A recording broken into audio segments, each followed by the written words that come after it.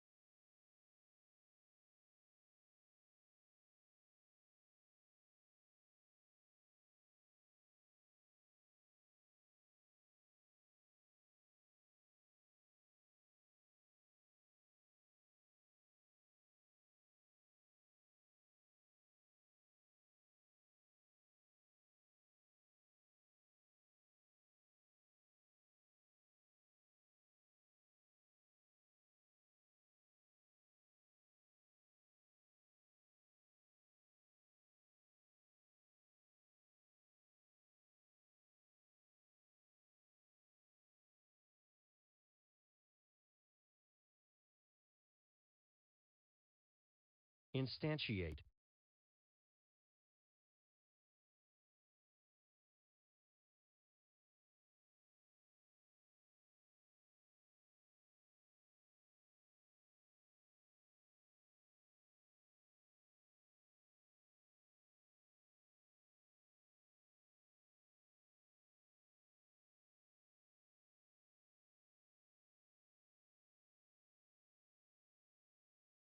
Instantiate.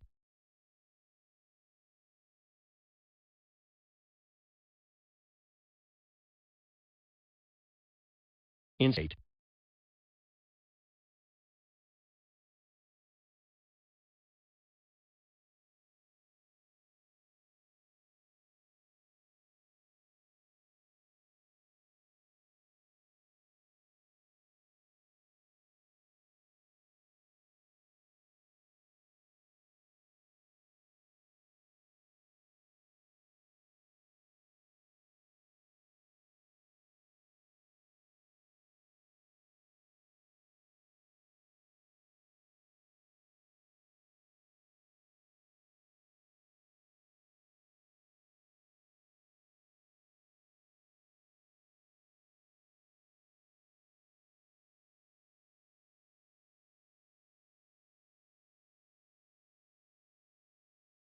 Input e output.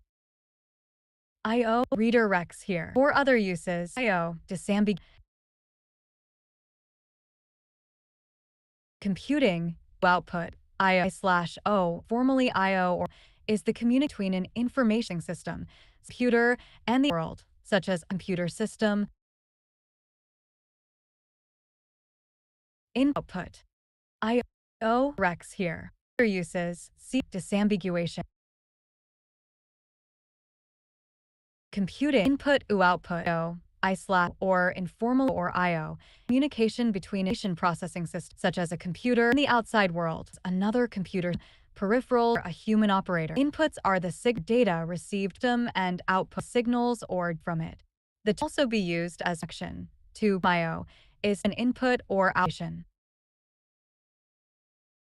I/O devices are the pieces used by a human or other system to communicate with a computer. For instance, Word or computer is an input device for a computer. Monitors and printers input devices. This is for communicating computers. Modems and network typically perform input and operations. Action with the system interactor is an input, and the system responds to the output. The designation of a device either input or depends on mice and take physical moves that the human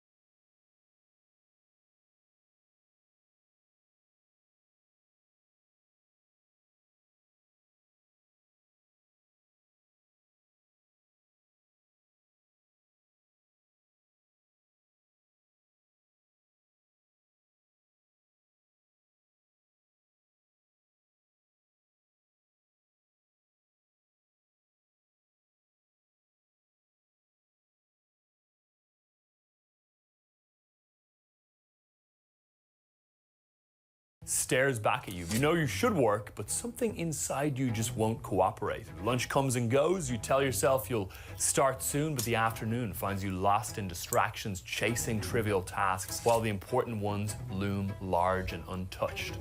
And the day ends, and the weight of what you didn't accomplish settles in. As you put your head on the pillow, you feel the sting of disappointment. having fallen short of the potential you know you're capable of, one more day. Experience this sort of in drive. Know that you're not lazy. Nation isn't the problem, and they're normal about you. It's more than of motivation. The issue is that you lack the type, which we're going to cover.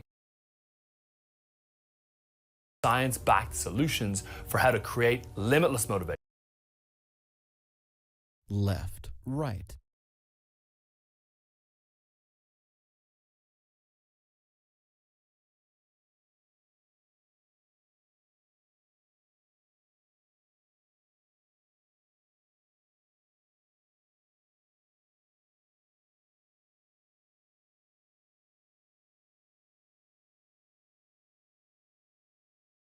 Science shows there's a hidden motivation switch low deep in the brain that's a level of motive powerful than money, fame. What forces your brain crave doing work you keep off. I'm Rian Doris, co-CEO of the Flow Research Collective, my partner. Science shows there's a hidden motivation switch low deep in the brain that's a level of motive more powerful than your fame. Basically forces your brain crave doing hard work you keep off. I'm Rian Doris, CEO of the Flow Research Collective. My partner, Steve, taught thousands of how to access states. Now picture this. Set your alarm early to start the day right, but when you hit snooze, repeat. Last night's orgasm has already hit, and the blanket down like a concrete slab.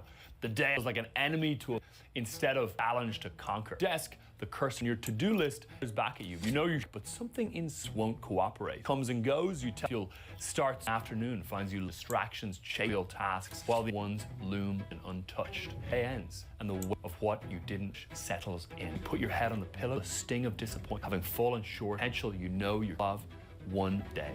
If you expect depletion in know this, you're not procrastination, and there's nothing abnormal. The problem is more a lack of motivation. Rather, you lack a specific of motivation. We're going to cover a number of solutions, create limitless to do even the most laborious work, and with upgrading fuel source. So there's two types of motive fuel. One far as the other. The trouble is, most of us are stuck weaker of the two. Motivation comes from the money status. If you're fuel sick, you act sake of a reward. It works, but when because for the brain, action is more than attainment, which enhances motivation, surge as we anticipate and plummets that things attain. Think of words like fossil. They come from outside your control, only a temporary, fortunately, they run out. Motivation, on the other hand, from one's inside, made up of elements, curiosity, mastery. If you're intrinsic, you its own sake, with or with an external reward. You listen to the song, not to listening to it. Think of intrinsic motivation more like fusion energy, dominant source for the stars, which it's self-sustaining, long-lasting, and really efficient. Intrinsic fuel work than extrinsic, and it makes hard, leading to an up spiral of skill development, access to flow state, that state of consciousness, lose ourselves, immersion within our work. Extrinsic motivation, you started, but intrinsic motivation that keeps you going. This, a rocket needs booster engine to look, it hits escape, the booster, and it can cruise remaining engines. So your fuel source, well, it starts focusing on the 5 in motivators, master, volatility, and I'm going to show you, dial up each intrinsic motivators for unstoppable motivation. Now, I first felt pain of a lack of nutrition in my early 20s. In Ireland, I was on the academic wanting to pursue a PhD in science, research optimal states of consciousness. And in my first few years, I had insatiable, but as time went on, I began to shift, wanted to wane. Some days I was reasonably driven, but more commonly started to feel like an grind. And I scratched, wondering what the hell went on here. And when doing some research, my current business partner, Butler, he sent me of the intrinsic mode. The first one being curiosity, insatiable, learn everything you can. Without it, leave the office. With it is like reading a book you put down. For me, this academic path, PhD in neuroscience, curiosity was actually, it was all I could think about. Pulling up podcasts of peak consciousness, I couldn't stop reading them and talking about this stuff. So when I read Intrinsic Motivator, in breakdown, I was confused. My drive was so. Then I read about the next indicator, which is purpose. Purpose. You're in the rat race, trading for a paycheck in some company that exists to make money. When present, you're willing to sacrifices because there is a cause you care about. And this resonated me tremendously. My path, my purpose felt really high. I was so about what I was doing, knowing, figure out consciousness itself could elevate the quality and experience for so many people. But I kept reading about intrinsic motivators. One point why my drive was curiosity and high for me was mastery. Mastery is the pursuit, excellence, and content. Without this drive, you do just the job done. With it, like a musician who can sing even after it's over. And here I realized my drive is low and endlessly ability to do the activity within my academic work about the mastery motivator. maybe this is low. Then the fourth intrinsic, autotelicity, which is the love activities you do work. Autotelicity derived from Greek word self-purpose, activities that are rewarding themselves, done for their own rather than for an external. With it, you're like programmers. You see in them who cannot stop programming because they love activity in and of itself. Without it, you're like an attorney, stand the actual at the core of their work, in trial cases. Within academia, I didn't like studies. I didn't like spreadsheets. It was gathered from, and I realized that I loved the topic studying, curiosity drive being high, and plenty of purpose in it, purpose drive being high. The actual activity that I did hour to hour. It's one thing to love of a field, it's another the daily work of hour to hour. So my autotelicity.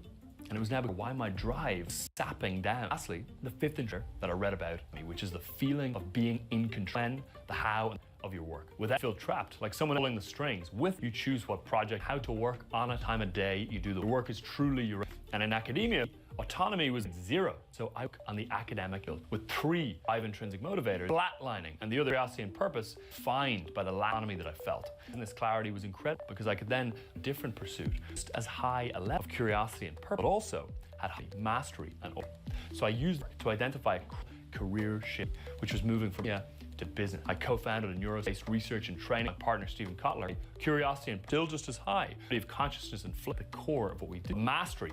And autonomy also went through with this career. It was a mastery. I was learning how to use financial spreadsheets, how to recruit people to development, and mass abilities within business cap.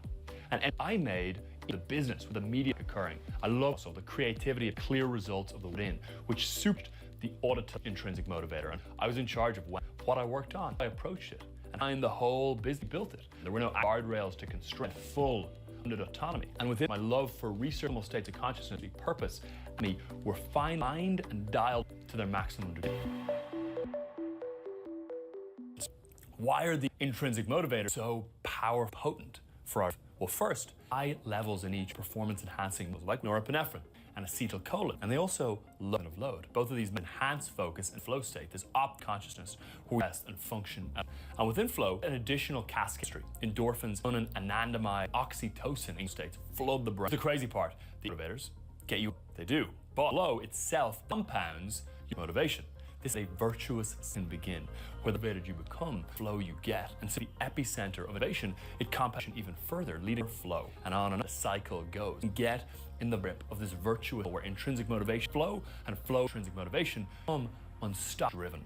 This is of industry like Bezos can sustain extreme motivation multiple decades. You see this in every field. Einstein's on curiosity led to breaking discoveries like relativity, and Marie curiosity and purpose to pioneering research and Nobel prizes. Van autotelicity created and celebrated art, and athletes like Jordan and Serena were driven by mass autonomy, earning NBA championship, 23 titles for Williams. What do all these peak have in common? Intrinsic motivators locked in and consistent intrinsic motivation flow intrinsic motivation cycle compound decade after ratcheting their up and up and up.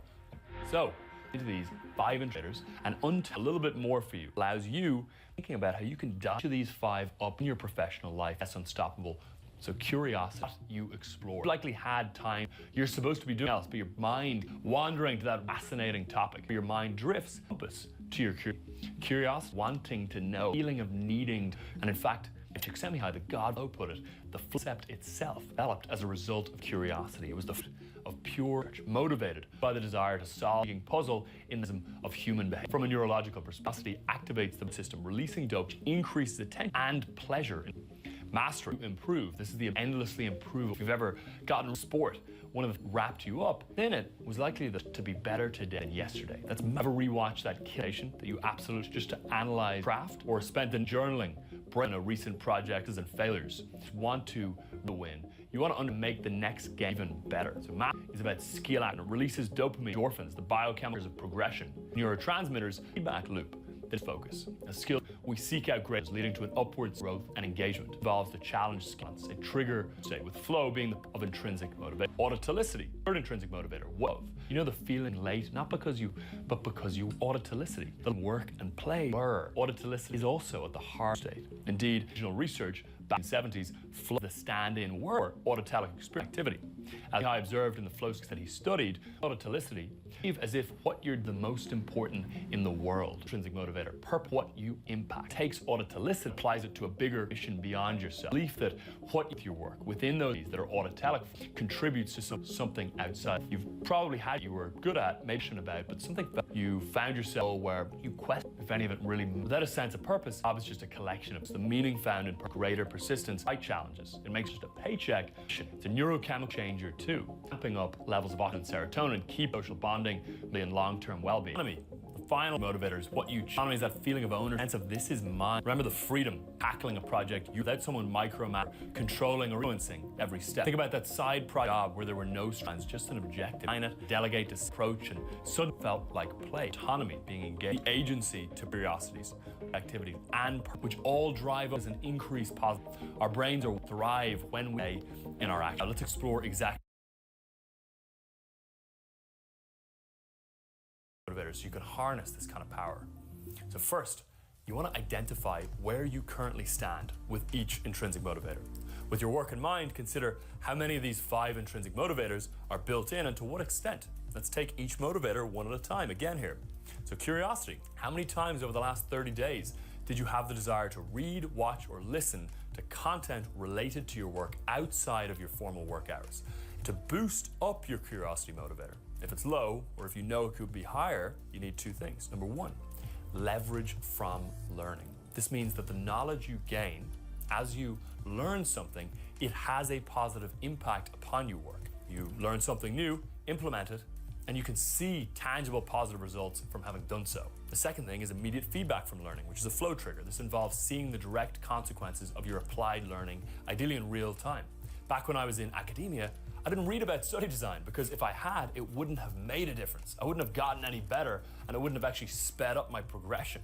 However, when I switched to business, I consumed 5 business books a week. And this is because everything I learned and every single model or insight I had resulted in tangible breakthroughs in the business that day, often hours after reading, which then further compounded the curiosity motivator. So for the curiosity motivator to be high, by learning something and applying it to your work, something meaningful has to happen. You need to see a direct coupling between cause, the learning, and effect. If this isn't happening now, change something within your work, such that investing in learning results in the maximum amount of immediate feedback or positive impact and progression possible. Next up is mastery. Looking back at the last month, to what degree did you feel the desire to endlessly improve at the skill set that's required for your work? And to what degree will that make a difference to your ability to succeed at it? So here's how to crank the knob of the mastery drive up. Identify all the skills and sub-skills that will advance your long-term goals at work as a result of you mastering them. Then learn and practice those skills explicitly with deliberate practice, as if you're a professional athlete or musician. That is, practice the skill on the edge of your comfort zone and correct your mistakes continuously until you habituate new behavior on a neurophysiological level. And if you can't actually get better at the skills involved in your work, you may need to consider a career shift entirely, choosing something that has unlimited possibilities for mastery baked deep within it. Now, autotelicity. In the last 30 days, how often did you spontaneously dive into one of the core activities within your work without any obligation, without a deadline or formal work hours or a meeting pushing you? Just you deciding, I kind of feel like doing this now. Another way to assess your autotelicity level is to ask, how often have you found that when you weren't doing one of the main activities within your work, you were craving to do it? In academia, my passion for the day-to-day research tasks was low. But as an entrepreneur, in and outside work hours, I kept working, learning how to do sales and marketing and figuring out how to manage and lead people. So here's the counterintuitive and simple way to boost autotelicity. Don't focus solely on what you like to do in and of itself. Instead, consider a simpler question. What am I good at? Because here's the thing, you're naturally much better at some things than others. You have innate strengths that make certain tasks feel less like work and more like play to you uniquely. And it's easier to build a career around things you are uniquely good at, around strengths, than things you happen to love doing. For example, if all you like doing is playing video games, it might be a little tough to make a viable career out of that. So the key here is to trust that if you do things you're good at, over time, you will forge automaticity within those activities. That's because the research shows that strengths are a trigger for flow, and the more time you spend in an activity while in flow, the more you come to love that activity. Now, purpose, the next one. So the first thing to do here is a gut check. Ask yourself at a basic level, does the organization I work within or the work I do have an obvious purpose attached to it at all? And secondly, is that a purpose I can get behind and feel good pouring my life force into? If so, it's a good starting point. If not, if you're stuck in a role or with a company that doesn't align with your values or anything you actually find meaningful, you may need to switch careers entirely. However, if there's even a glimmer of purpose that you can connect with in your current work, here's how to amplify it. Positive psychology research shows that a well-articulated purpose and a clear correlation between that purpose and your work drive up both motivation and job satisfaction. So start by distilling your life's mission into one laser-focused sentence. For instance, advanced technological innovation for global good. Then, every day, next to each work task, identify how it links to your purpose. And lastly, we've got autonomy. So think about, over the last 30 days, the degree to which the how, the what, the why, or the when related to your work felt like it was something in your control, something you chose. For example, could you decide whether to work on project A or project B, or choose whether to start your day in the morning or later in the afternoon? Could you work on it in your own way without being supervised or micromanaged? Now, there's two ways that you can increase autonomy. One way is perceptual, the other is literal. First, I want you to zoom out and swap the current context of your work into a context that you have owned and determined. That means making the kind of crappy, low autonomy job or role that you may have right now one part of a key step within a broader life trajectory, a life trajectory you are choosing and designing. Because even if the thing you're doing right now is low autonomy, by you embedding it within a bigger journey that you're shaping and controlling yourself, you boost autonomy in the present by making it a stepping stone to a broader stairs that you've designed. This makes a low autonomy role, like being a junior sales rep, higher in autonomy at the macro level, because all of a sudden you're learning the skills you need to start your business in 3 years' time, or whatever your life journey entails. Now, another counterintuitive way to increase autonomy is through exercisable autonomy, or what we like to call FU autonomy. You've heard of FU money, same principle here. Gain FU skills, and FU network, and FU knowledge. This will create a backdrop of choice, a backdrop of optionality that allows you to pursue other options at any given moment and thus thrive as a result of it. You can stop what you're doing and exercise this autonomy anywhere at any time. This takes the edge off whatever lack of autonomy you feel at work, because you know you can bounce and get something equally good or better at any moment. And the best part is, you don't need that much autonomy to boost this intrinsic motivator. At work, most of your work doesn't require autonomy, but you need a high degree of autonomy within a narrow part of it. So focus on the smallest part of your work life that you can control without question. And outside of work, spend an afternoon per week on something you do fully own. It's really all the autonomy you need, and it's doable to land that amount of autonomy. So start with whichever intrinsic motivator is lowest and then juice it up. Raising one motivator can give you the energy required to raise the rest. If you measure each motivator on a scale of 1 to 10, the goal is to boost each intrinsic motivator by 5 points per year until you hit 50, where you're maxed out on each of the 5 intrinsic motivators. And then you want to sustain at that level. But you do want to know that these won't always remain in balance. You'll always be upgrading your motivational stack based on what your work requires, or the natural ebbs and flows and shifts that occur within your working life. And as you upgrade your motivational fuel source from extrinsic to intrinsic, you make it easy to pinpoint the reason for dips or surges in your motivation. If I ever find myself wanting to lounge in bed in the morning for multiple days in a row, I know it's because something is off within my intrinsic motivational stack, because even through illness, grief, and life's natural turbulence, when my motivations are aligned, I'm eager to engage with work every day. Eventually, you'll be able to check in to each of these 5 intrinsic motivators as easily as you can feel your own heartbeat, and course correct as needed. And when you upgrade your fuel source like this, you end up going to bed so excited to wake up in the morning that you feel like a kid on Christmas Eve. And working hard becomes irresistibly easy. Like a video gamer, you can solve complex problems for hours on end, exerting like crazy, yet feeling no conscious effort. On top of that, as intrinsic motivation increases, extrinsic motivation actually dissipates, which is a good thing. That's when the magic happens, because extrinsic motivation can make you a slave to arbitrary success metrics, external rewards, the fear of failure. You also fall prey to feeling like you never have enough. Extrinsic motivation makes the journey to success a constant grind, turning every achievement into a short-lived high, quickly replaced by a new craving or worry. But once intrinsic motivation takes over, you become untouchable. The need for external sources of pleasure and happiness derived from outside variables starts to melt away, which makes you less likely to be manipulated by external rewards or to behave and make decisions influenced by things like money, status, and punishment. One way you can think about this is that you almost develop this Zen warrior-like trait, where you have the detachment of a monk with the engagement of a warrior. You're detached from the trappings of the external world, money, status, fame, but obsessed and engaged with the work itself, without being swayed by what others think or expect from you. And this is a sublime, imperturbable mode of consciousness, where you want nothing but the desire to be in flow, engaging in the work itself. As the godfather of flow, Mihaly Csikszentmihalyi, put it, this is autotelic motivation, because its goal is primarily the experience itself, rather than any future reward or advantage it may bring.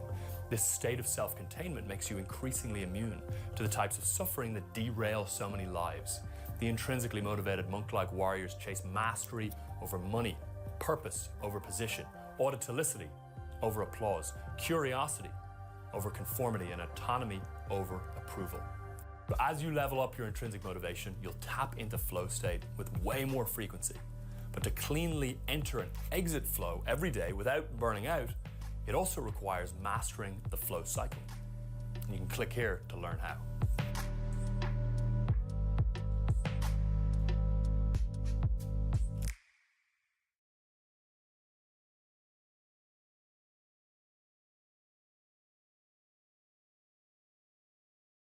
It's a scientific fact that the hormones of stress downregulate genes and create disease, long-term effects. Human beings, because of the size of the neocortex, we can turn on the stress response just by thought alone. We can think about our problems and turn on those chemicals. That means then our thoughts could make us sick. So if it's possible that our thoughts could make us sick,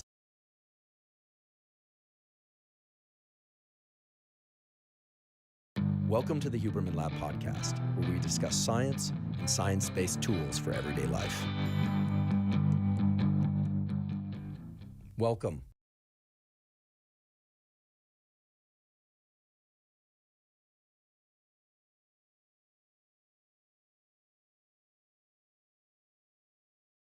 I'd like to take a brief break and acknowledge our sponsor, AG1.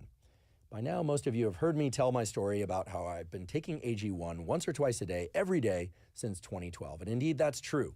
I started taking AG1, and I still take AG1 once or twice a day because it gives me vitamins and minerals that I might not be getting enough of from whole foods that I eat, as well as adaptogens and micronutrients. And those adaptogens and micronutrients are really critical because even though I strive to eat most of my foods from unprocessed or minimally processed whole foods, it's often hard to do so, especially when I'm traveling and especially when I'm busy. So by drinking a packet of AG1 in the morning, and oftentimes also again in the afternoon or evening, I'm ensuring that I'm getting everything I need. I'm covering all of my foundational nutritional needs. And I, like so many other people that take AG1 regularly, just report feeling better. And that shouldn't be surprising because it supports gut health, and of course gut health supports immune system health and brain health, and it's supporting a ton of different cellular and organ processes that all interact with one another. So while certain supplements are really directed towards one specific outcome, like sleeping better or being more alert, AG1 really is foundational nutritional support. It's really designed to support all of the systems of your brain and body that relate to mental health and physical health. If you'd like to try AG1, you can go to drinkag1.com/Huberman to claim a special offer. They'll give you 5 free travel packs with your order, plus a year's supply of vitamin D3 K2. Again, that's drinkag1.com/Huberman. So if our task is to get in touch with this kind of yearning of the soul, to perhaps do some reparative work from our childhood, or at least understand our parent-child relationships, and then in an ideal circumstance to express ourselves through some higher calling, if you will. But higher meaning for us or for the world, hopefully both. That would be ideal. In terms of the day, you know, you said you You can wake up in the morning, presumably some of the residual thought processes and emotions from a dream or dreams still live within us early in the day. And then we start going about our day doing the practical things, making the cup of coffee, drinking the water, getting some sunshine, these sorts of things. How is it that the typical person, any of us, can think about segmenting our thinking and our actions in a way that we're touching into the deeper meaning of life while also carrying out a life? Because as you know, and I know, and everybody listening and watching knows, that there's stuff to do. We need to often get an education, make a living, tend to people around us, tend to ourselves. And it becomes a kind of a neuroscience problem in my mind, right? You know, different brain circuitries for different types of thinking. And if I may, I think it also becomes a time perception problem. You know, the human brain to me is so magnificent at setting milestones that are like, get in the shower, finish the shower, check the text messages, talk to somebody, and get about the day. The milestones become very close in. And then if we're lucky enough to be able to take a walk and reflect, put the phone away, et cetera, then our mind can expand into, you know, gosh, why am I here? You know, what about that thing my grandfather said to me or my grandmother said to me? And, you know, the ability to place our perception in larger or smaller time bins seems very closely linked to all of this. And to the sense of mortality, which we'll certainly talk about in a little bit. But in a kind of a practical way, in the absence of a daily therapy session, how do you suggest people start to segment or compartmentalize in a way that's functional? For instance, should people set aside 15 minutes each morning to just think about why they're on this earth? And why they're doing and what they're doing, as opposed to just doing? Sure. Well, this is a central problem of our time. Is everybody's going to say, "I don't have time for that." I had a colleague, now deceased, Marion Woodman in Toronto, who used to say to her clients, "You have to guarantee me 1 hour per day that you reflect on your dreams, or you journal in terms of what's going on in your life." And she said, always people say, "I don't have time for that." Then she said, "Then you don't have time for therapy. You're not making any priority here for this." And you're right. The claims of, you know, Wordsworth wrote in 1802, "The world is too much with us, getting and spending, we lay waste our powers." This is 1802, before the internet, right? With all of its claims upon us. There's such a noisy din around us. We're all distracted by that, you see. That's why it usually takes a crisis in a marriage or depression or whatever the case may be to get people to pull out of that and reflect upon that. So I spend 15 minutes every morning before starting, just meditating, particularly working on a dream if I've had a dream. And secondly, I reflect on things in the evening too, because one of the things we want to try to do is to say, what are the stories I'm living here? You know, one of them, I've got to earn a living. One of them, I've got to do this. Another one's, I have to do that, you see. But what's all of that frenzy about, you see? That's why I think the first half of life, and I say this semi-humorously, is a huge and unavoidable mistake, because we're living just reactively. You see, it's not generative, it's reacting to whatever is going on around us. Is one's entire life to be spent reacting to things? Now, when you're young, there's only so much ego strength to reflect upon this. A number of years ago, I was asked to give a talk to an advanced group of college students at a university on the psychodynamics of love. Well, they were all interested about love, I can tell you, right? So it was a 3-hour seminar. So for the first 90 minutes, we talked about projection, transference, all these. They got it. They were smart kids. And then we took a short break. When we came back, and I said, now let's apply these ideas to your current or recent relationships. And it was like the curtain came down. You know, they were 19, 20, 21, 22 in that area. They couldn't bear. They could get the idea, but they couldn't bear to look at themselves with that kind of scrutiny. Flash forward 20 years when they're 40 and their marriage just dissolved, or The relationship has hardships of one kind or another, they're much more likely to be able to, A, have enough ego strength to bear looking at oneself. Secondly, there's enough life experience to reflect upon. Because this kind of work takes courage in the first place. I have to be able to bear to look at myself and see what's there, which won't always be pretty. And secondly, it's humbling. Because this is not about feeling great, it's about being called to accountability, which is a whole different matter. To be an adult is not just to have a big body, it's to know that I'm accountable for what's spilling into the world through me. Jung said once in one of those telling statements that haunts me in a constructive way, he said, the greatest burden the child must bear is the unlived life of the parent. So where I'm stuck as a person, my children will be stuck, or they'll be spending their life trying to get unstuck, you see. So the best thing I can do for them is to model for them, a life lived with as much courage as I can mobilize and as much integrity as I can manage.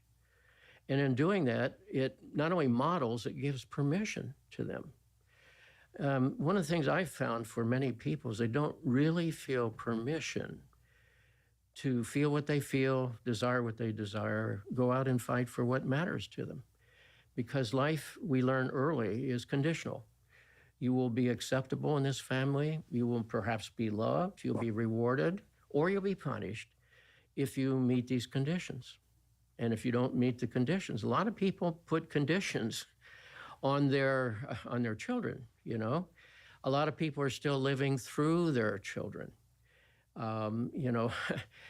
If you forgive the joke here, there's an old joke about Jewish mothers. The fetus is not considered full term until it's graduated from medical school, you see. And it's a joke about a cultural expectation and carrying someone else's unfinished business in a way in which, is to make them feel good rather than serve what is wanting expression through you, which is quite a different matter. So one of the things one has to do is seize permission to realize life is short. We're here a very brief time, and the summons is to live your journey as honestly as you can. And when you do, it ultimately serves other people. It's not selfish. It's actually serving the self, if you will. It's not narcissistic. It's not self-absorption. It's actually humbling. I would never have imagined as a child that I would spend my adult life listening to people's suffering. And yet that's my day job. And I'm humbled to be invited into the lives of other people. It's profoundly meaningful. I can't imagine living without that. At the same time, it's not fun, it's not pleasant, but it's profoundly meaningful. That's the distinction.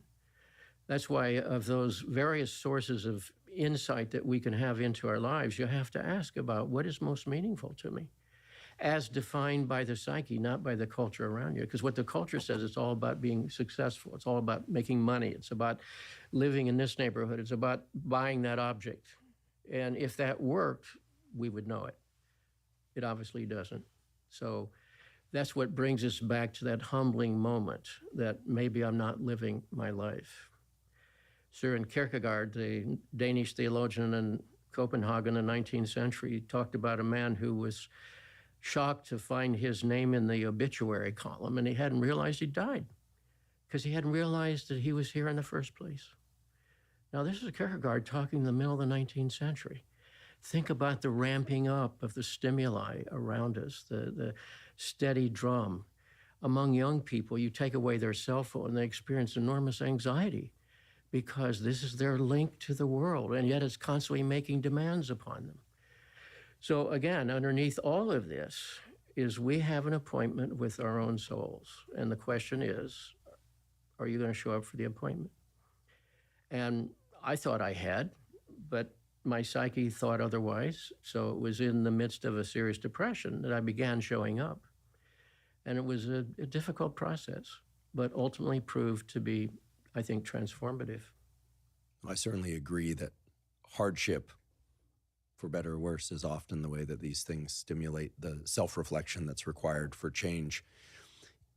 There seems to be a tricky situation whereby, on the one hand, I'm hearing, and I agree, that it all starts with being very honest with oneself about what one really wants.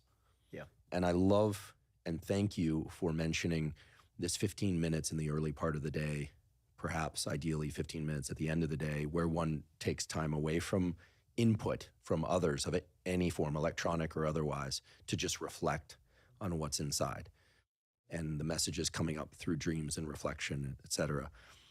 So important. And may I just add another Please. piece? Forgive the interruption, but I've often said to individuals, it's not so much what you believe, feel, or do, it's what it's in service to inside of you. That's an important distinction. So I may think I've done a good thing when it's really an old codependence, or it's a way of avoiding conflict, or it's a fear-driven response. We have to always be asking, but what was that in service to inside of me? And you may not know at first, but you keep asking the question, and it'll start, rising to the surface. You begin to recognize that. That's how we begin to identify some of those internal drivers that we call the complexes, because again, they're clusters of energy with the power to create a provisional personality. And many times people are identified with their complex. That's who I am. I am what I do, or I am my performance. Rather than beneath all of this is a human being who is wandering through life, afraid of dying, trying to avoid pain as much as possible, and hoping that someone's going to step in and make it all right. I'm certainly familiar with the feeling of recognizing what I want, but being afraid that if I were to express that it would not be accepted. Certainly. And that certainly can create problems. I'm also familiar with recognizing what I want and stating it very clearly, and some people, fortunately, responding well. But I think it's fair to say, at least based on my experience, that when we are really honest with ourselves and with others, it doesn't always land well, right? That's I mean, I pay a lot of attention, probably too much, to messaging on social media in the landscape of science and health. It's just kind of the world I live in much of the time these days. And what I notice is that there's a real gravitational pull of people to, let's call them whatever they are, influencers, public figures, or that are just very clear about who they are, at least in their own self-perception. But then herein lies the twist, it seems, is that what I'm hearing is that often our self-perception is not accurate. That's correct. And it's almost futile to try and convince people that we are who we believe we are, right? And I have a theory that's emerging. It's not a formal theory, that the internet and in particular social media is borderline. It weaves back and forth between sane and psychotic. Yes. As if a borderline person would, projecting either adoration or total disgust. And I warn anybody now, including myself, if you're going on social media, you're interacting with a borderline organism. So you need to be prepared to be told in various ways, sometimes subtle, sometimes overt, that you're terrible. And you also need to be prepared for immense reward and being told that you're spectacular simply by being there. That's what it is to interact with a borderline person. And there's no controlling or predicting their flips. So in any event, that's a little, theory that's emerging. Why wouldn't it be that way, right? You're the psychologist, but why wouldn't it be that way? Because ultimately, social media is the emergent property of all these individuals. Okay, so you've made it clear how one way to anchor to the self and get in touch with what's really going on inside. Yes. Reflecting on dreams, reflecting on what geysers to the surface, journaling perhaps, meditation, ideally twice a day, perhaps therapy as well would be ideal. Yes. But then we move about our day and we do our best to be the best version of ourselves. Right.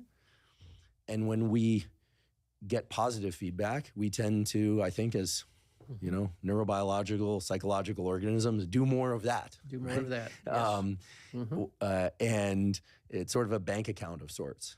We're going for a net positive balance.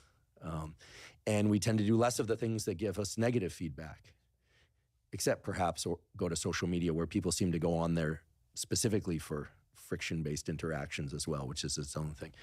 So as we move through life, first half of life, second half of life, how is it that we can orient in time, as I kind of put it before? How can we carry out these daily or weekly or maybe yearly reflections in a way that really serves us well? I mean, do you recommend 1 day a week stepping away from everything? Do you recommend doing retreats of sort? Do you recommend that people keep a life journal? Is the story and seeing how one story evolves, is this useful? What I'm trying to do here is kind of orient people to some practical tools. Sure. Because I think at some level we can get pulled down currents of any kind. That's right. And ideally we stay out of deep pathology. Mm-hmm. But even if we hit the rumble strips and go back over and over again, this is important work, right? This is about being the best version of ourselves, and society benefits from that. So are there more macroscopic things that we can do? Or is it just a daily chip away, 2 meditations, ideally therapy, journal, and just anchor down? Do we ever get to relax? Well, of course. First of all, there's no formula that's applicable to everybody and their life circumstances. You know, the word psychotherapy literally means, from the Greek, to listen to or pay attention to the soul. However you go about doing that is right for you. It's up to you to figure that out.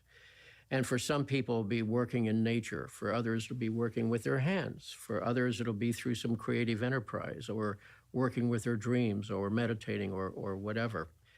I would say whatever helps you step out of the stimulus response melee that we call our daily life is likely to be helpful to you, either because you rest and you restore the psyche, and or you have some reflection upon it. You recollect yourself as it is, right? You remember the self, because we get unraveled. I often have the feeling of getting unraveled in life, where, you know, this calls you and this calls you and this calls you and that calls you, and it's just pulling you away from some center here. And again, this is not about self-absorption, but if I'm not in connection with something abiding here, my behaviors or choices there are not going to be very helpful in the long run, you see. They're going to be merely responsive to the demands of the environmental circumstances. One thing I enjoy doing from time to time is drawing. I like doing anatomical drawings and things of that sort. And I find that if I engage in an activity that absorbs all of my attention, yes, even though I have 0 -1 aspirations of becoming a commercial artist or something of that sort, that 2 things happen. One, I exit the stimulus response world. And at the same time, it's inevitable that some insight comes later. That's right. What is that? Well, see, I think that's a good example, though, as you said, of exiting the stimulus response cycle, because in that moment, something in your psyche rises to express itself through you. And you know, it's your drawing. We could perhaps read that drawing and perhaps interpret something of it. You know, like the famous Rorschach, for example. I mean, Rorschach's an ink blot.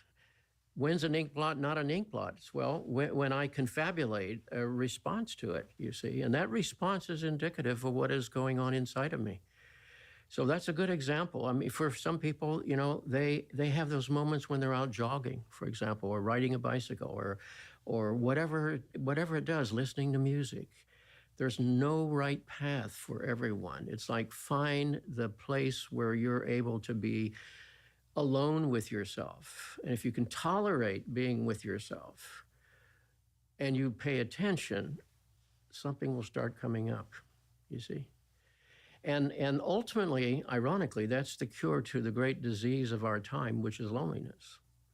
It's interesting that the UK and Japan now have cabinet level posts for ministers of loneliness. So great is the lonely. We've never been more connected in human history through our electronic media. And yet people are now isolated in their rooms talking to each other. And I saw a cartoon, it was probably New York or somewhere, where a couple was getting married, and the minister says to the couple, well, text each other, I do, you know. It was ultimately a joke about how we are so media dependent now that we're disconnected from each other. And so whatever it is that helps you link to something in here, Jung asked this question, which I'm also haunted by in a constructive way. He said, we all need to find what supports us when nothing supports us. Mm-hmm. And that's ultimately the cure for loneliness, that there's something inside of me that knows me better than me, is working hard to bring about a healthy response to whatever life brings. And it has a purposefulness to it, an intentionality, an expression.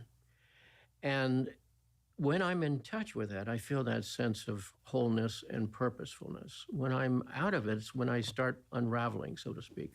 And that's how we get exhausted and burned out and so forth. So again, I use that word recollecting, remembering. It's like pulling the pieces back together again in some way.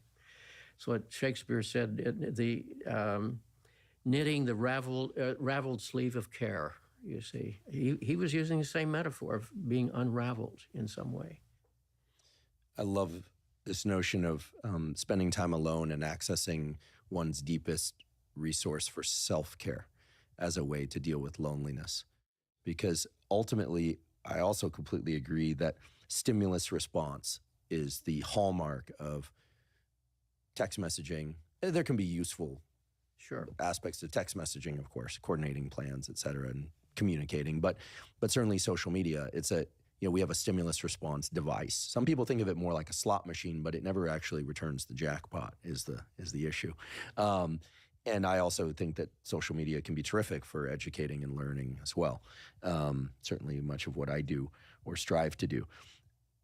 I think time alone is incredibly beneficial. So thank you for highlighting that. And also that it doesn't take much. Maybe even a half-hour walk or something of that sort.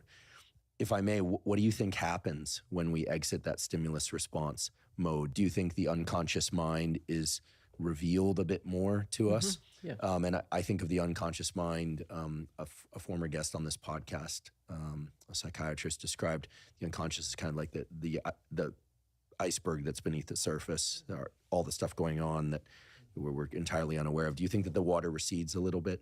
Oh, absolutely, because there's no room for the expression of whatever's wanting to be acknowledged within us when we're constantly responding to our environmental demands. One of the things I try to do is walk a mile every day. I've gone through some health issues in recent years, and so I'm sort of in a physical recovery stage of life, and I walk a mile a day, even though it's physically difficult. And I find that revelatory because I'm focused on being present here rather than all of the distractions there. And that's one of the things that I have found a form of meditation, if you will. And what comes up for me is often surprising. I've talked before on the podcast about meditation, clinical hypnosis, something called yoga nidra, which is a self-directed relaxation. Mm-hmm. Sometimes call it non-sleep deep rest, et cetera. And without taking us on a tangent, I raise this because we keep talking about meditation. And I think to a lot of people, meditation sounds like something esoteric. To me, as a neuroscientist, meditation is a perceptual exercise. It can be done to enhance focus by focusing on a specific location behind the forehead or looking at a light. It can be an open monitoring meditation where you're intentionally not trying to focus on any one thing. But at the end of the day, it's a perceptual it's a deliberate perceptual shift. Much in the same way that if I decide to, listen to an opera with my eyes closed, in some sense, it's a meditation. It's a deliberate perceptual shift. So a deliberate perceptual shift that we're calling a meditation, which I think is a great label for it, that is directly aimed at better understanding one's own unconscious processing so that one can then lean into the stimulus response parts of life with more intentionality, with less opportunity to hit the rumble strips or go into the gutter. With a more authentic response to it, you see, because it's more likely to be coming out of me rather than simply being reactive. I think that's the important thing. What's so important about what you're saying is that for years now we've heard about, meditation being important as a way to intervene in the stimulus response process. Yes.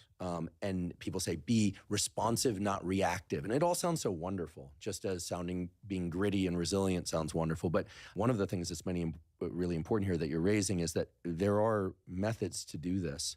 They almost always involve going inward, or someone who can see what we can't see, pointing out blind spots in us. That's right. Well, I think, again, the issue is to still the traffic inside and be present to the moment in whatever way that is. That's why I said a person can meditate by work of the hands or by walking or something that pulls one out of the cycles that are running their little script over and over and over. So there are many forms of meditating. And, ancient traditions have revealed that too. There's walking meditation and so forth. And you mentioned music. I think that's another example. To listen to music, I think, takes one out of, Nietzsche said once, without music, life's a mistake. And I think what he was getting at was there is a sense in which music has no purpose except being itself. So when we're really present to the music, we were in the midst of being. We're at spring right now, as you and I are talking, and it's beautiful in the neighborhood. And so I've been watching the flowers emerge and so forth. And simply being present to that means some of that other traffic is stilled. And then I return and the traffic resumes. But maybe I have a little more of a sense of who I am and from whence I'm responding, you see, as a result of that recentering process.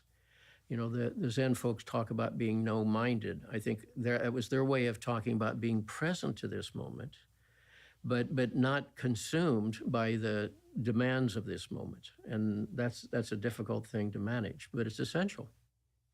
I'd like to take a brief break and acknowledge one of our sponsors, Waking Up. Waking Up is a meditation app that offers hundreds of guided meditations, mindfulness trainings, yoga nidra sessions, and more. I started meditating over 3 decades ago, and what I found in the ensuing years is that sometimes it was very easy for me to do my daily meditation practice. I was just really diligent. But then as things would get more stressful, which of course is exactly when I should have been meditating more, my meditation practice would fall off.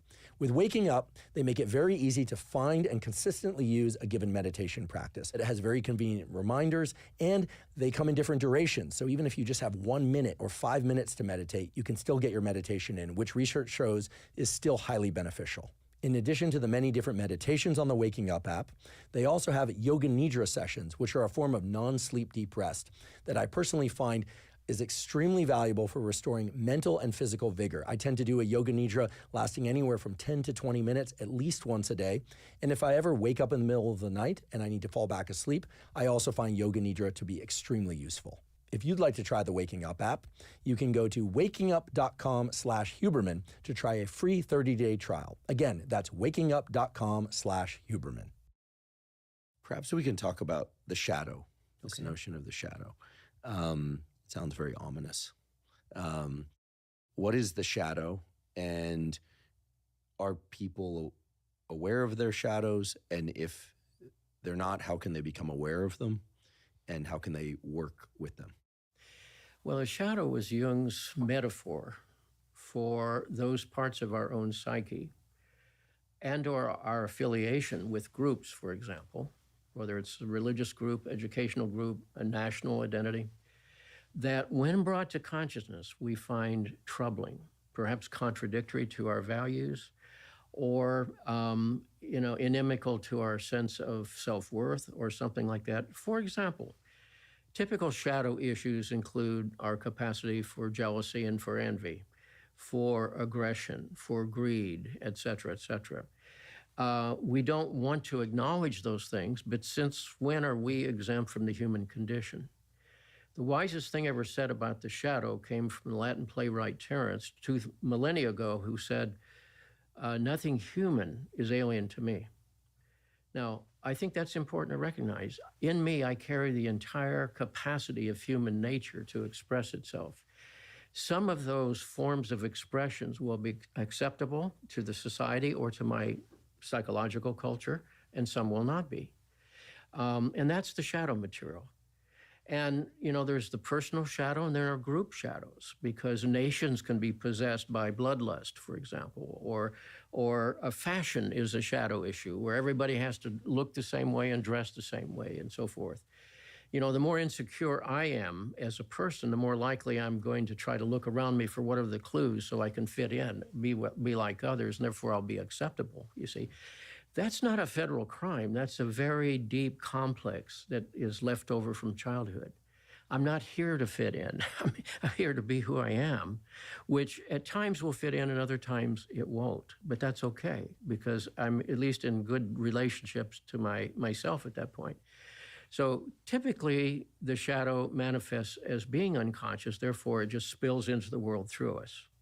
A perfect example of shadow issues, as I mentioned before, is parents expecting their children to grow up and have, the same kind of values that I have, for example, same religious views, marry somebody that I find acceptable, et cetera, et cetera. Well, that's not really loving the otherness of the other, is it? It's not really loving the child for their own journey. That's them carrying some piece of their own unfinished business.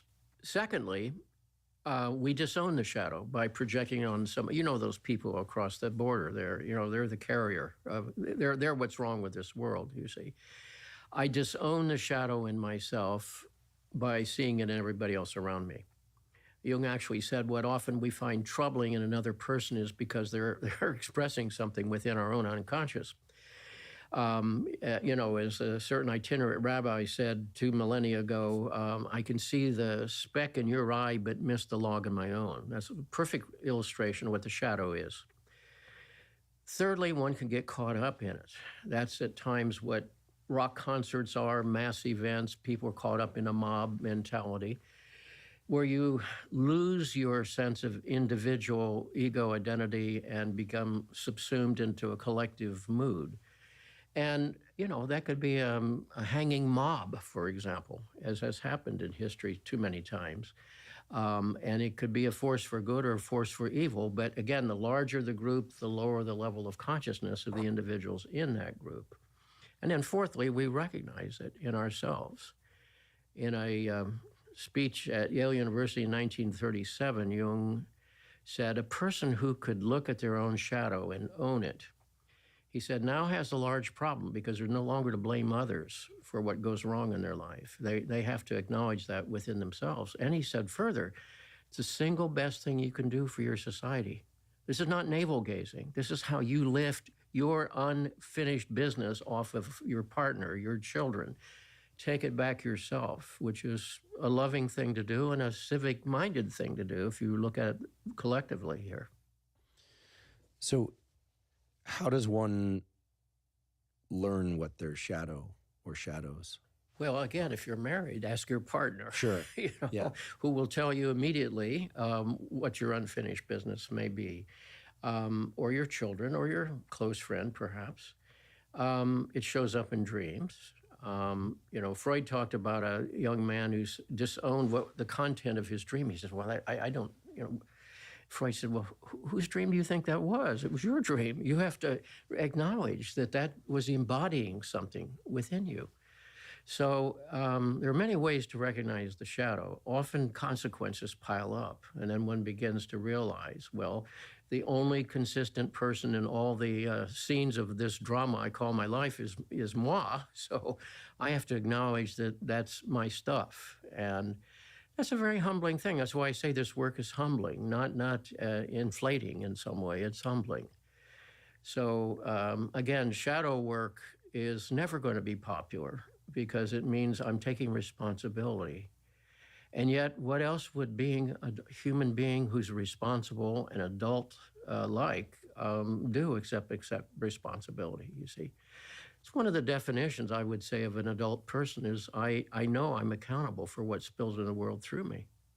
yes, I'm responding to various things that happen around me, but sooner or later, I'm the one bringing my stories, my conditioned responses, and something of my shadow to the mix and responding out of that. Now, that's a witch's brew at times, as you could imagine. At the same time, you recognize, all right, but that's my business to address, because if I don't, it just continues.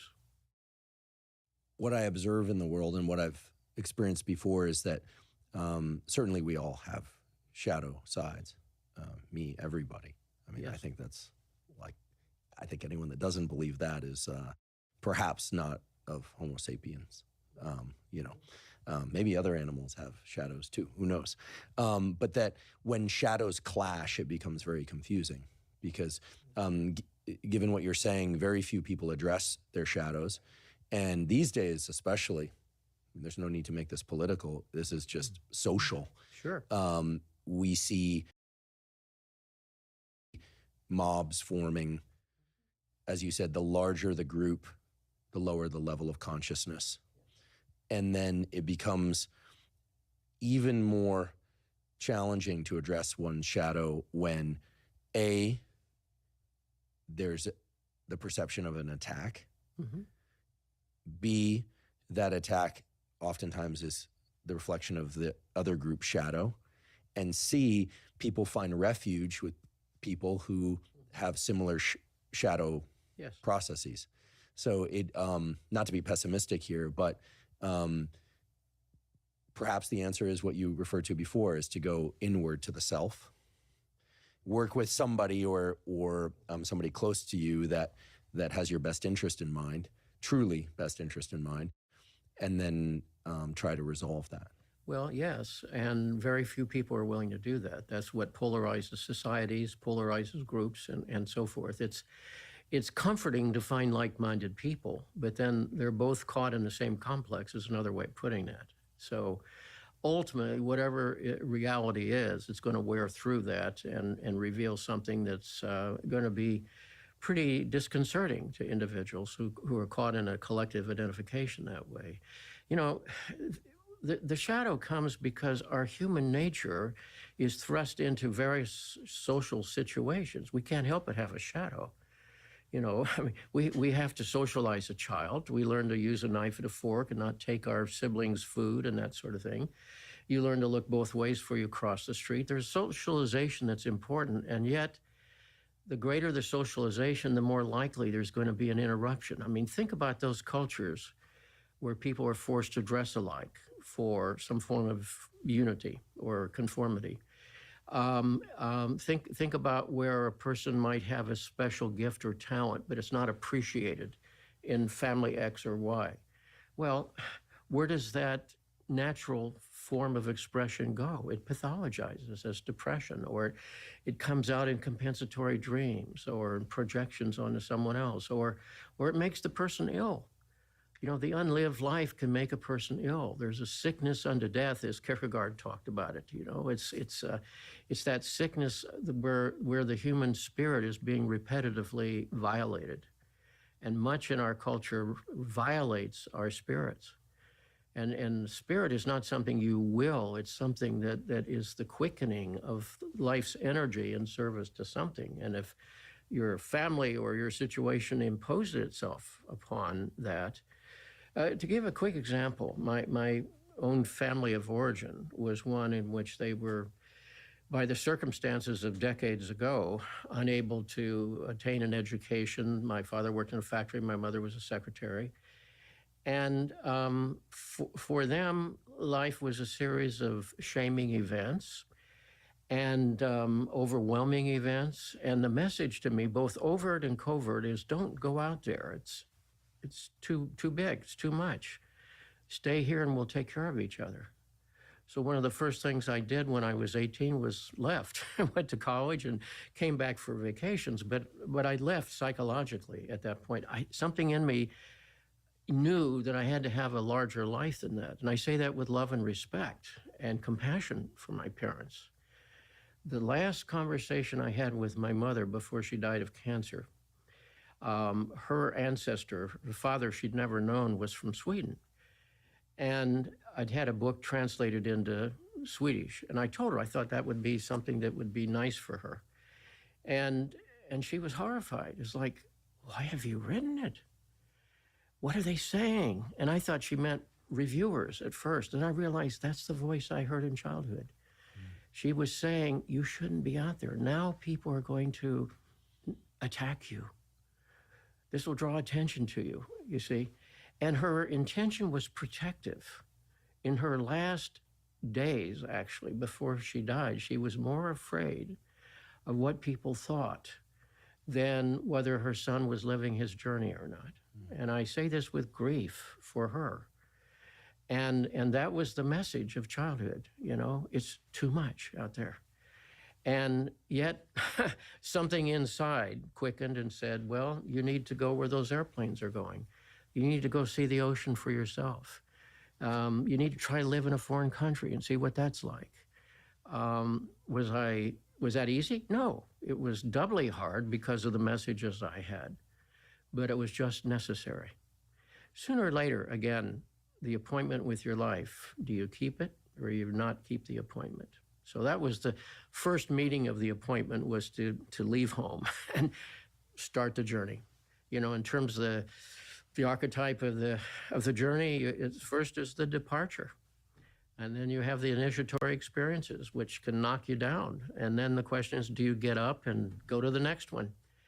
And sooner or later, something begins to change inside, and you begin to feel that this is the journey that's right for me. It's very moving to hear, because we hear that we become our parents, and yet I've never believed that. I believe that for whatever reason inside us, that we either adopt their traits unconsciously or consciously, or we resist them 180 degrees in the other direction. There doesn't seem to be a 90-degree response. That's right. As your example beautifully illustrates, that there's something in the brain and in the human psyche that either says, yeah, okay, like that's just the way life is, for better or worse, or says no.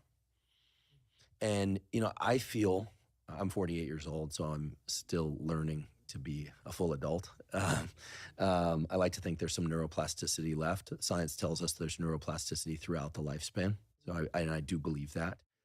But I feel like so much of being an adult, perhaps just being a human being, is about learning to stand one's ground and say, no, that's me, and this is what's right for me, and you're wrong, crazy, or just different, and we agree to disagree. And then there's the other half of being an adult, which is saying, oh, goodness, you might be right. Maybe you are right. Okay, you're right. Or I need to at least think about this differently. And the hard work of being a human, I think, is knowing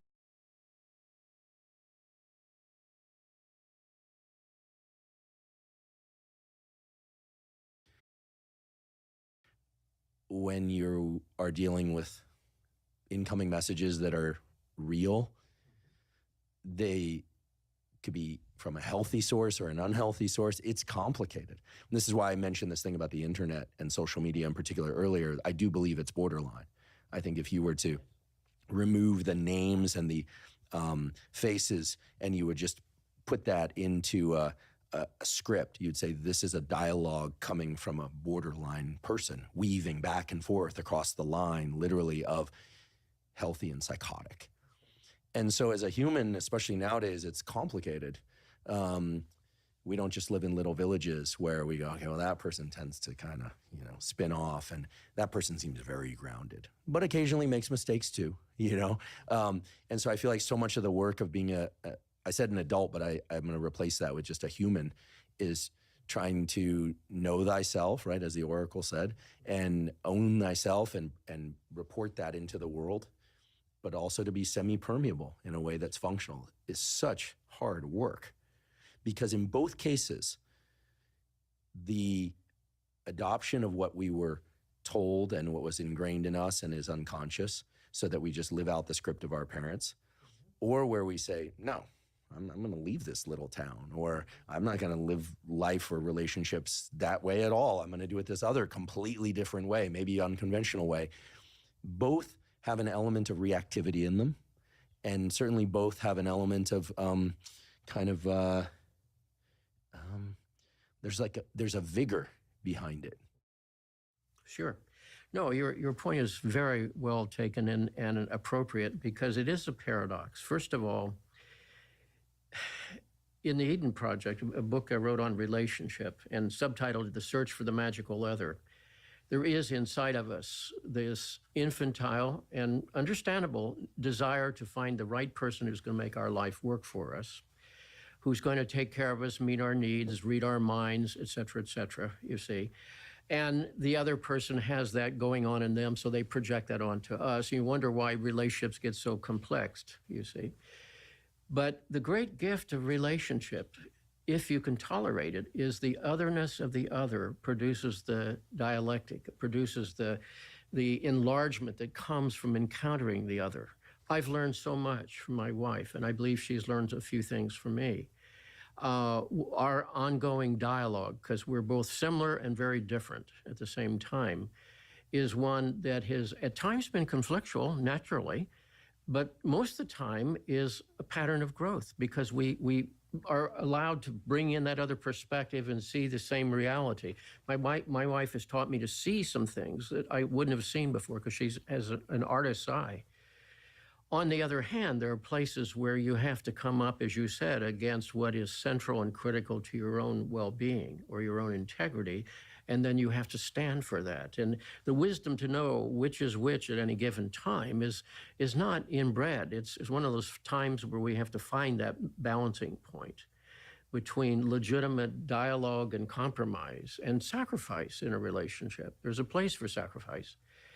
But at the same time, there's a place where you have to say, all right, but I also have to separate myself here and stand for this on the other side of that. And, you know, it takes a Solomonic wisdom to know always what's right. But over time, I think one can get a sense of what that's about. So, you know, again, that's why we have to individuate as individuals by definition, but also in relationship, because it's the otherness of the others that pulls us out of that self-referential system. Otherwise, we get caught, you know, in a circular dialogue among our complexes, for example. As Jung said, it's important to go to the mountaintop to meditate, but if you stay up there too long, you'll be talking to ghosts, you know. Your complexes will be caught in this looping cycle.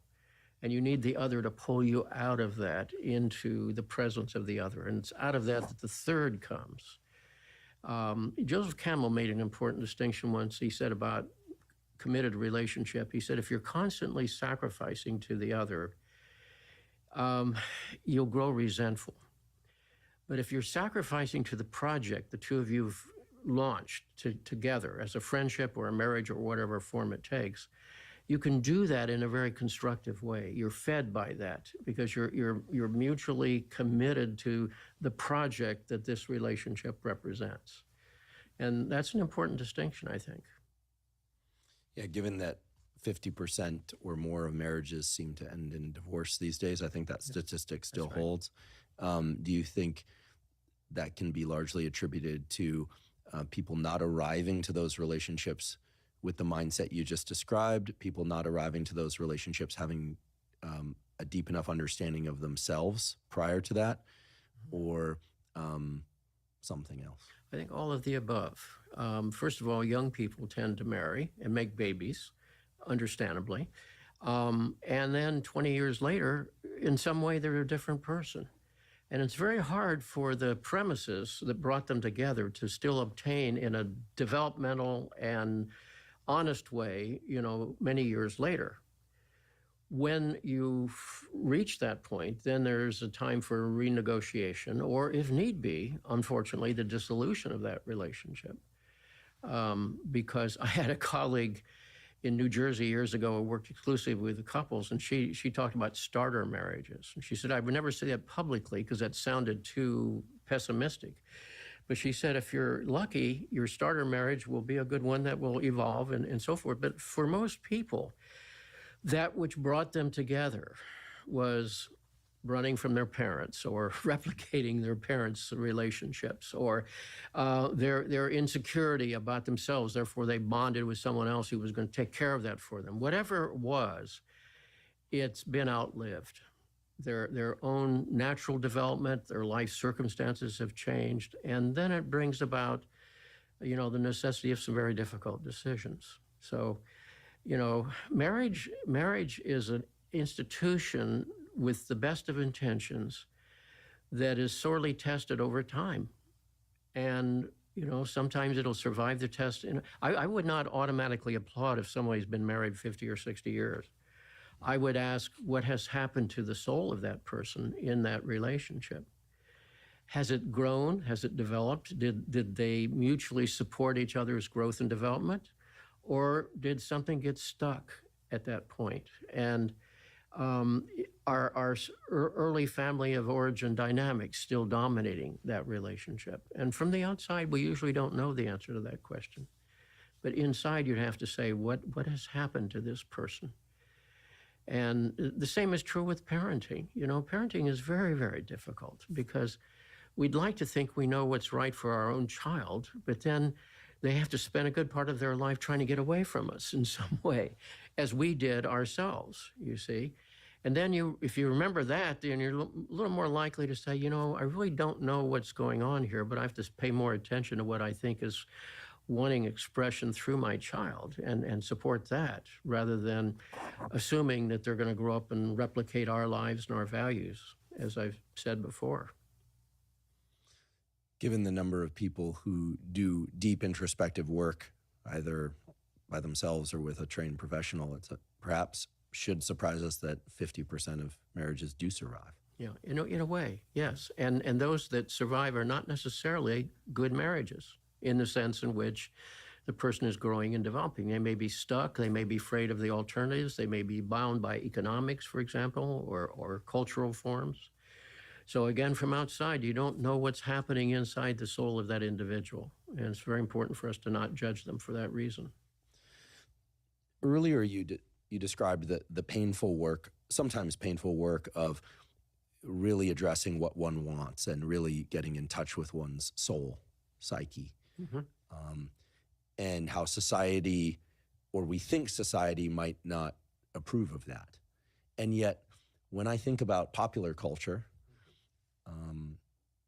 oftentimes it's the people that seem to be living in their own truth that are most celebrated. That's true. Like there's something about the crowd. I've shifted from mob to crowd here to make it sound more benevolent, but it's still a mob that cheers on the person who really seems to be in their, we say full expression or living in their truth, but who just comes out and says like, yeah, I don't really care what they're saying about me or what people think. I know me. I know my own goodness, my own intention, my own mission, and the people close to me do. Hopefully they have people close to them. And we say, yeah, like go. It's inspiring. Yes. That's why I said earlier, many of the people in history that we would admire had difficult lives, but we admire them because they stuck to some value that was central to who they were. And they lived that, maybe at great cost, but they lived that through whatever suffering they had to experience. Again, from outside, we don't know, do we, when we see some cultural figure out there. Maybe they're manipulative. Maybe they're caught in a complex of some kind. We don't know from outside. You have to say, I mean, one of the shadow issues is how often people will live through a celebrity or live through a pop figure in some way, maybe imitate that person. Again, for a child, that's natural and normal. On the other hand, sooner or later, you have to say, but my journey is a different journey. Maybe they're living theirs, but am I living mine? And I don't mean this in any grandiose way. I don't mean that they have to go out and become something that's noted in the society, but to live in accord with something that is wishing its expression through us. That's why I said the final question in life is what is wanting to live in this world through me, rather than what do I want or what do my complexes want, because they're noisy chatterers in there. You know, I had a dear friend from another state write to me just yesterday, and he's in semi-retirement now and has been dealing with some health issues. And he said, now that I'm not distracted, I have time to work on all the goblins of the past that I left behind. And he's an analyst.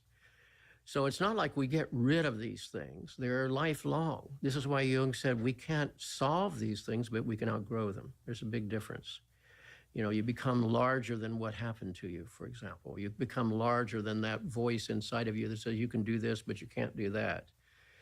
And over time, you know, something inside of you is wishing that growth and pushing that, and again, pathologizes when that's blocked.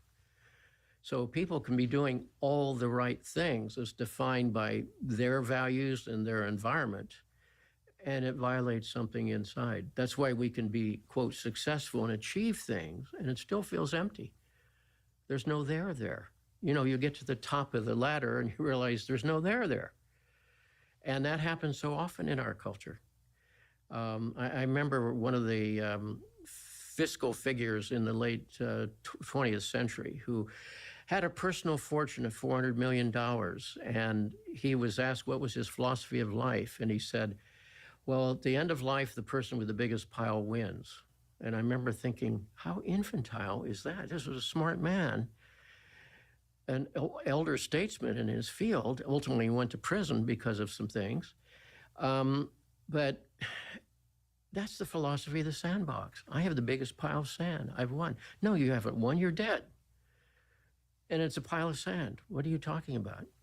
And yet this is what drove the man's life, and obviously drove him across enough lines that it got him into legal troubles sooner or later. And again, I say that without judgment. I'm just saying, here's an example of a very achieved person who's been living an infantile philosophy.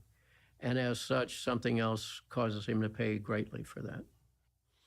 Yeah, well, I certainly can say that despite having pursued work with a lot of vigor and career, that without question, friendships and relationships are the most important thing. There's just no question, right? Especially when things get hard. That's right. You know, I actually have a list in this very book, I won't flip to it now, of the people that I'm just really blessed to call close friends, like real friends that you can count on. And to me, it seems, and I've always, my sister, I have an older sister, and she always said, you've always been a pack animal. I've always had big groups of big-ish groups of friends, and it's something I've invested in heavily, sometimes to the expense of other things, including work and other relationships. But the notion that, the material things, or that the opinions of strangers would somehow fill us, that to me is like the most foreign concept. Sure. Like that's the most foreign concept. But clearly some people operate on those metrics. That's like, of course. And my guess is that they have a reward horizon that is, tacked to whatever it is the algorithms are that get them that thing. And so it must feed some reward mechanism that has them distracted enough, like locked into this one mode of time perception. Just hit the mile mark, hit the mile mark, hit the mile mark, so that they're not aware.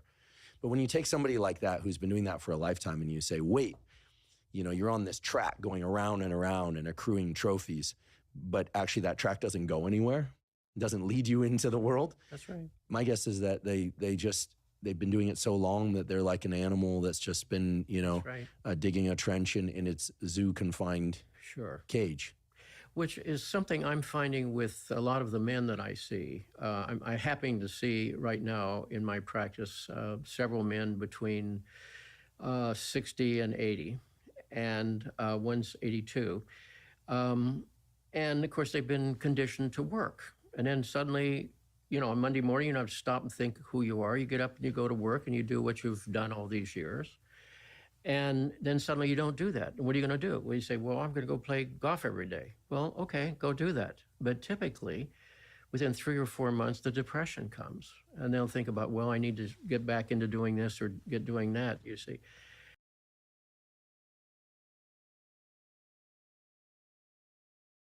So often we find people defined by exactly that kind of mentality. I've finished the first lap, so what do? Run another lap and run another lap. And you realize you keep coming back to the same starting point. That's why I say it's not what you do, it's what it's in service to inside that makes a difference. So is that person being successful by external standards? Yes, whatever that means. Does that mean that their psyche is going to cooperate and give them that genuine sense of satisfaction in something? No, it won't. It's autonomous. It's not going to get co-opted into that. And sooner or later, chickens come home to roost, and then you have a depression, as I experienced, and or you find your relationships are in tatters all around you. So sooner or later, I mean, no revelation on my part, nature will express itself.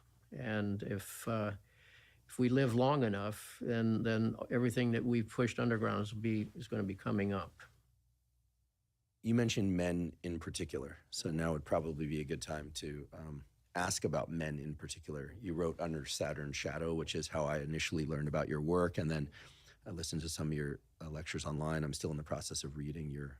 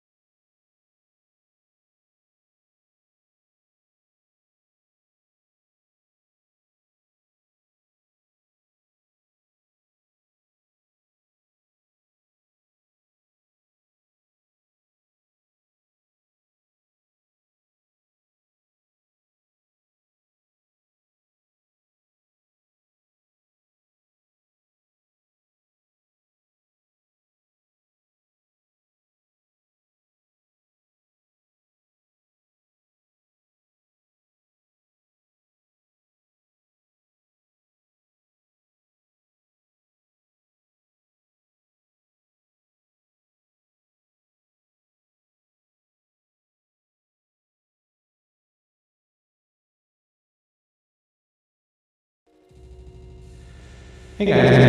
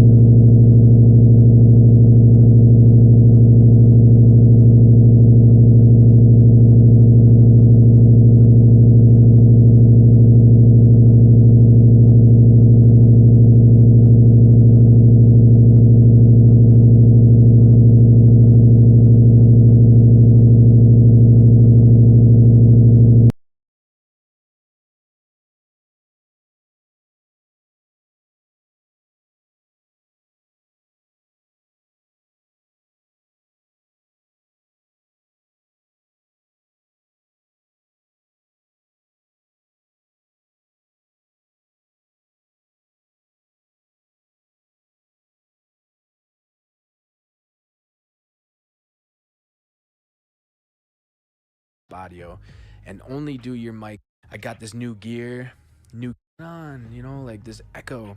So you have to go into this and you have to hit the mic line. Like, hopefully I don't mess this up. Okay. So everything's good. But then what was happening is I was getting this double audio. But then you download this. Maybe I run that, get it in. All this. So what you need, ASI, and he tells you, you know, you got to pick your interface. Look there's my USB. It's got everything else, you know, Apollo, Firewire, Thunderbolt, and I've got the USB. So you pick that, and he's like, everything else, and hit OK. No, that's not it. That's not everything. You have to click this, and you have to hit the mic line. Like, hopefully I don't mess this up. Okay. So everything's good. But then what was happening is I was getting this double audio input on my stuff. Like, what's going on? You know, like this echo. So you have to go into console. No, that's not it. What did I do? I'm sorry. This is last minute. I worked today and I'm like, I got this new gear,